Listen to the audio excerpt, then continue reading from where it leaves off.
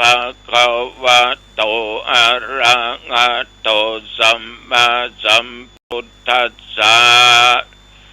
นะโมตัสสะภะคะวะโตอะระหะโตสัมมาสัมพุทธัสสะพุทธังสรณังคัจฉามิธัมมังสรณังคัจฉามิสังฆังสรณังคัจฉามิตุติยัมปิพุทธังสรณังคัจฉามิตุติยัมปิธัมมังสรณังคัจฉามิตุติยัมปิสังฆังสรณังคัจฉามิตัตติยัมปิพุทธังสรณังคัจฉามิตัตติยัมปิธัมมังสรณังคัจฉามิตัตติยัมปิสังฆังสรณังคัจฉามิอิติปิโสภะคะวะอะระหังสัมมาสัมพุทโธวิชชาจารณะสัมปันโนสุขโตโลกวิทูอนุตตโรปุริสธัมมัสสารถิสัทธาเทวมนุสสานังพุทโธภคะวาติยันตุนิมิตังอาภะมังคลัญจาโยจะมานาโพสะกุณัสสะสัทโธปะปะกะโหโตโสปินังอากันตังพุทธานุภาเวนะวินาศเมนตุสัพพะคะโตภะคะวะตาธัมโมสันติติโกอากาลิโกเอหิปัสสิโกโอปะนาเยโกปัจจตังเวทิตาโพวินยูหิติยันตุนิมิตังอาภะมังคลัญจาโยจะมานาโพสะกุณัสสะสัทโธปะปะกะโหโตโสปินังอากันตังธัมมานุภาเวนะวินาศเมนตุสุปฏิปันโนภะคะวะโตสาวกสังโฆอุชุปฏิปันโนภะคะวะโตสาวกสังโฆยายาปฏิปันโนภะคะวะโตสาวกสังโฆสามิจิปฏิปันโนภะคะวะโตสาวกสังโฆยะติตังยัตตาริปุริสายุคาเนอัตถปุริสปุคลาเอสะภะคะวะโตสาวกสังโฆอาหุนยโยบาหุนยโยตักขินยโยอัญชลิกรณิโยอนุตตรังปุญญเกตังโลกัสสาติยันตุนิมิตังอาภะมังคลัญจาโยจะมานาโพสะกุณัสสะสัทโธปะปะกะโหโตโสปินังอากันตังสังฆานุภาเวนะวินาศเมนตุบทต่อไปนี้ขอตั้งจิตอธิษฐานถอนโลกาภิพิโรคภัยไข้เจ็บสิ่งทั้งหลายที่เกิดในร่างกายให้หายไปถอนออกไป ยะโตหังภะเกเนอะเลยะยะจาติยะจาโตนาเปชานาเมสันเจจาปานังชีวิตาโวโรเบตาเตนะสัจเจนะโสติเตโอตุโสติกัปปัสสะบทนี้ต่อไปขอให้ถอดถอนยังโลกาเปียธิที่เกิดกับตูนข้าพเจ้าญาติโยมโพชังโพสติสังฆาโตธัมมานังปิจโยตถาวิริยัมปิติปัสสติโพชังคาจัตตถาภเรสัมมาตุเปกะโพชังคาสัตเตเตสัพพัทธัสสินามุนินาสัมมาทัคขาตาภาวิตาภาอุลิกตาสังวัตตันติอาปิญญายะนิพพานายะจะโพธิยาเอเตนะสัจจะวัจเจนะโสติเตโอตุสัพพทาเอกัสสมิงสัมมาเยนะโตโมคัลลานัญญกัสสปัง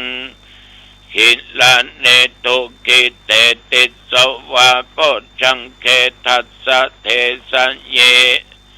เตจาตังอาปินันติตวาติเตโอตุสัพพทาเอกาธาธัมมราชาปิเกลัญเยนะปิปิริโตจุนดาเตเลนะตัญเยนะพันนาเปตวานะสัทธลัง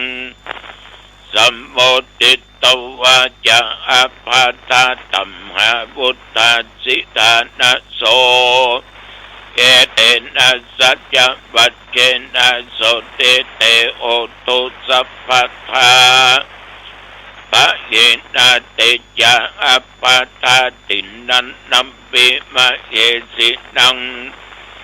มัคคะอัตตะกิเลสะวัปปัตตานุปติธัมมะตัง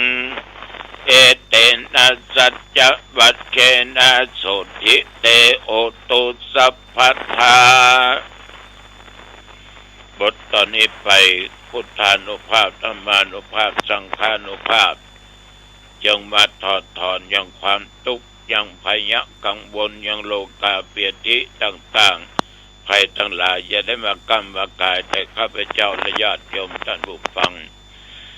สักกัตโตปุตตะระตันังโอสัตตังอุตตมังวะลังหิตังเทวมนุษย์นังพุทธเตเชนะโสตินานัสสันตุปัตตวะสัพเพทุกขาวุปัสสะเมนตุเต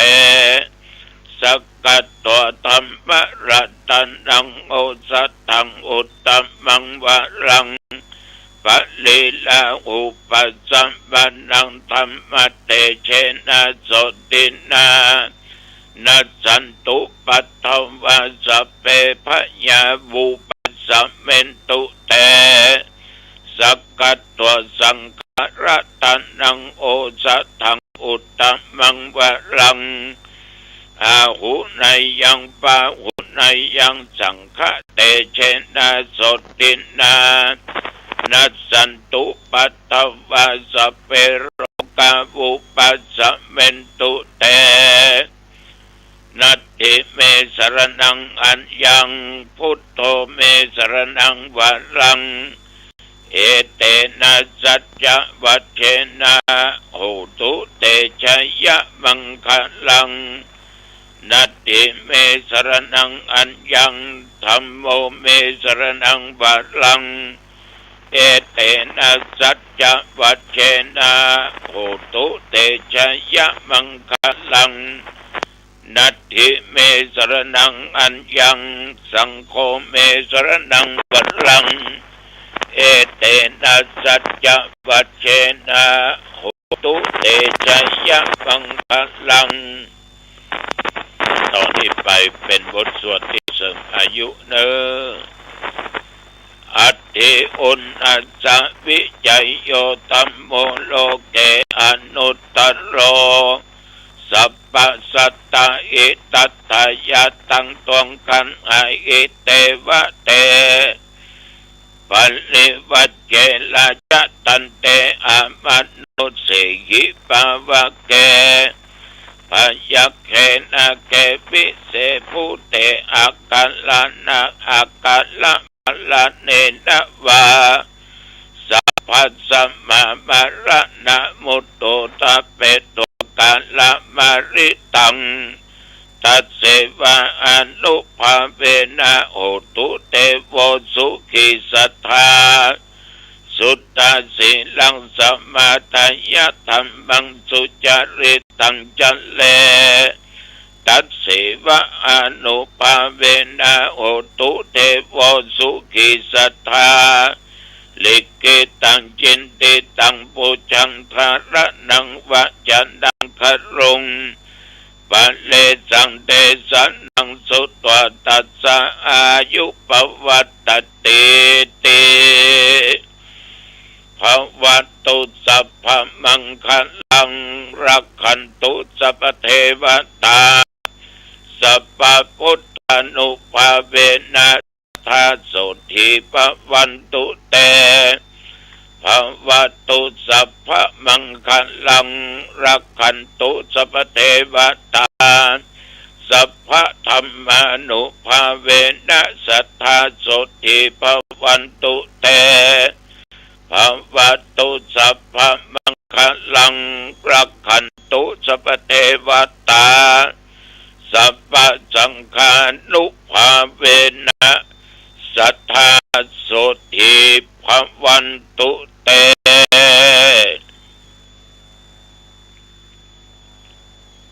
โดยบทพุทธานุภาพธรรมานุภาพสังฆานุภาพสาธยายมนต์บทพจน์ชังคปริตยันตุนิมิตตังสกัดตัวยะโตหัง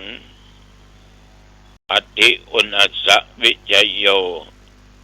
ขอมนต์คาถาเหล่านี้เป็นสิ่งศักดิ์สิทธิ์จงมาอภิบาลปกป้องคุ้มครองรักษาแม่นตนข้าพเจ้าญาติโยมหญิงใจทั้งหลายทุกผู้ทุกคนได้ตะลงโลกาเปียธิโลกร้ายเป็นนักเป็นหนากินยาก็หายหมอรักษาก็บ่หายขอสิ่งศักดิ์สิทธิ์มนต์ศักดิ์สิทธิ์เหล่านี้คุณแห่งพระพุทธพระธรรมพระสงฆ์จงมากำจัดอย่างโรคภัยไข้เจ็บต่างๆนานาอันตรธานสวงหายจะเกิดมีมาอย่าได้มากำมากายอยู่สุขกายสบายใจเดินทางบรรเอือใต้ตกออกไกลไกลทุกสลอกทุกปองไปก็มีใจกลับมามีโชคมีใจปราศจากอุทกภัยอาคีภัยวาตภัยโลกาภัยอุปัติภัยภัยอันตรายต่างๆอย่าได้มากำมากายสุขกายสบายใจจำเริญไปด้วยสติและปัญญาประตั้งตัวตนอยู่ในความประมาทญาติโยมประกอบกิจการใดก็ตามขอจงประสบผลสำเร็จในกิจการหน้าที่เหล่านั้นอายุวันโนสุขังพระลังกรมอุตุได้ประกาศบอกตักเตือนว่าระยะนี้ฟ้าฝนนั้นยังมีอยู่ทุกภาคในประเทศไทยในจังหวัดเชียงใหม่เฮา24 ชั่วโมงที่ผ่านมานี้ก็มีฝนตกหนักเป็นบางที่บางอำเภอบางบ้านสำหรับหนองตอง24 ชั่วโมงนับตั้งแต่ตะวาจนถึงปัจจุบันมีฝนตกเล็กน้อยญาติโยมชีวิตเอาผ่านมาอีก1 วัน24 ชั่วโมงนับว่าโยมก็มีดีธรรมาก็มีดีและต้องสร้างดีต่อไปเพื่อชีวิตของเราจะได้ผ่านไปจนถึง120 ปี สาธุชนญาติโยมตะวากินข้าวไงแล้วก็ขึ้นไปในเมืองเชียงใหม่เอาเทปการบันทึกธรรมะไปฝากไว้ที่สถานีรอดอหนองฮ้อแล้วก็อีกชุดหนึ่งเอามาไว้ที่สถานีวิทยุศูนย์การเผยแพร่ธรรม96ของวัดพระธาตุเจ้าดอยสุเทพที่วัดอินทกินกลับมาวัดตะวาก็มาพักผ่อนจนถึงปัจจุบันวันเดี๋ยวนี้ในคืนนี้ปะกันที่บ้านขันแก้วเนอเวลา8 โมงตุลุงจะไปเทศแต่กินของงานนี้จะไปวัดขุนคงหลวงงานส่งน้ำธาตุและวางแผ่นศิลาฤกษ์ในวันนี้ที่วัดขุนคง9 โมงกว่าเล็กน้อยพี่น้องญาติโยมศรัทธาสาธุชนท่านทั้งหลายระยะนี้วัดวาอารามนั้นจะมีการส่งน้ำพระธาตุทำบุญนั้นทำบุญนี้ญาติโยมในฐานะที่เราเป็นชาวพุทธก็บ่ต้องไปบ่นไปจมไปเดือดไปว่าเนี่ยเนอะได้ยินบางท่านบางคนขาดสติอู้จาไปตายบุญแตะบุญว่าบุญปีหันบุญที่นี่วัดเหนือก็มีวัดใต้ก็มีตายกูบุญคนตายศพมีกุมก็ได้เสี่ยงของก็แพงอิสตางก็ยากตาย บางคนนี่มันเบื่อจนพอตายมันว่าอย่าไปคิดอย่างนั้นนะญาติโยมเพราะว่าการกินการทานการสร้างคุณงามความดีสร้างบุญบารมีแก่ตัวตนนั้นในทางพุทธศาสนาเอาไม่มีการบังคับใดๆทั้งสิ้นแล้วแต่ศรัทธาแล้วแต่ความพร้อมญาติโยมพร้อมเมื่อใดทำเมื่อนั้นทำมากทำน้อยก็ชื่อว่าทำดีกว่าไม่ทำอยู่บ้านก็ได้บุญอยู่วัดได้บุญไปทำบุญที่วัดก็ได้บุญขอเกิดจากศรัทธาเกิดจากความเชื่อมั่นและมีจิตใจอันบริสุทธิ์ไม่ต้องไปจมไม่ต้องไปเดือดไม่ต้องไปว่าบางคนหันซองเข้าบ้านไปสะดุ้งยะบางคนลบบุญสองขาวบุญอันนั้นบุญอันนี้จิปัฏฐะทุกเจ้าพันเห็นวันนี้อยู่วัดเขาบอกกาศรัทธาเดือดร้อนการนี้กันหาก็ลำบากรายจ่ายก็สูงอันยังก็แพงผีข้ามบนคนข้ามลุ่มสุดแต่เถอะญาติโยมท่านทั้งหลายไม่ต้องไปบ่นเอาบะทำมันก็บ่เป็นหยังก็เพราะเอามีเอาบ่พร้อม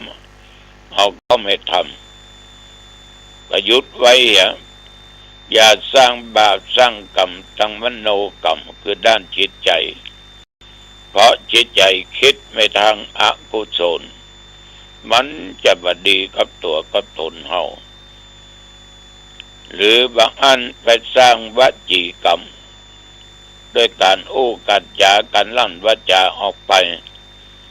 บางครั้งญาติโยมก็ขาดสติสัมปชัญญะต้องระมัดระวังต้องมีสติควบคุมด้านจิตใจของเราอยู่ตลอดเวลาเมื่อเราอยู่ในสังคมนี่ญาติโยมท่านผู้ฟังเราจะต้องมีความพึงพอใจในสิ่งที่เราจะทำโยมพอใจทำบุญก็ทำไป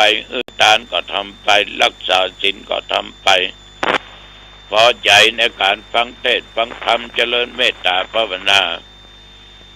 ก็เรียกว่าฉันทะคือความพออกพอใจ